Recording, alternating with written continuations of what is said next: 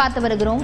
போதைப் பொருள் பயன்படுத்திய வழக்கில் விசாரணை நடைபெற்று வரும் நிலையில் தன்னுடைய மருத்துவ சான்றிதழ்களை நடிகர் கிருஷ்ணா காவல்துறையினரிடம் வழங்கியிருக்கிறார்.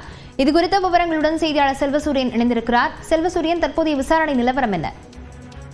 போதைப் பொருள் பயன்படுத்திய வழக்கில் நடிகர் ஸ்ரீகாந்த் ஏற்கனவே கைது செய்யப்பட்டு சிறையில் அடைக்கப்பட்டிருக்கக்கூடிய நிலையில அவருடன் சேர்ந்து நடிகர் கிருஷ்ணாவும் போதைப் பொருள் பயன்படுத்தியதாக அந்த தகவலின் அடிப்படையில் காவல்துறையினர் அவருக்கு 25ஆம் தேதியே சம்மனை அனுப்பியிருந்தார்கள். அதன் அடிப்படையில் நேற்றைய தினம் சென்னை திரும்பிய அவர் காவல் நிலையத்தில் தற்போது விசாரணையில் இருந்து வருகிறார்.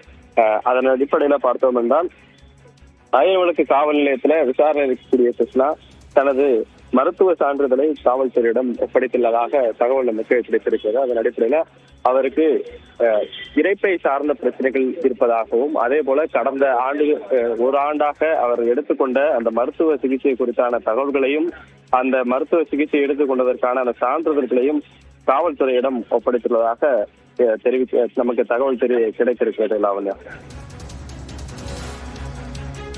தொடர்ச்சியாக எத்தனை மணி நேரமாக அவரிடம் விசாரணை நடைபெற்று வருகிறது? அவருடைய இல்லத்தெல்லாம் கூட காவல்துறையினர் விசாரணை நடைபெற்று வருவதாக தெரிவிக்கப்பட்டிருந்தது. அந்த விசாரணை நிலவரம் எப்படி போய்க் கொண்டிருக்கிறது செல்வசூரியன்?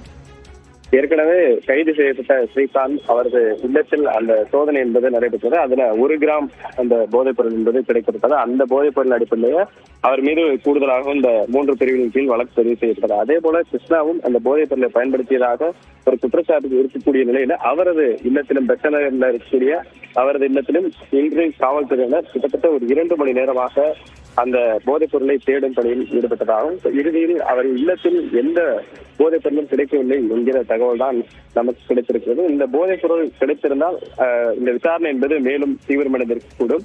அது மட்டுமல்லாமல் நேற்றைய தினமே அவர் இங்கு விசாரணைக்காக வந்துவிட்டார். பி. கிருஷ்ணாவை பொறுத்தவரை கிட்டத்தட்ட ஒரு 20 மணி நேரத்திற்கு மேலாகத்தான் அந்த விசாரணை என்பது சென்று கொண்டிருக்கிறது.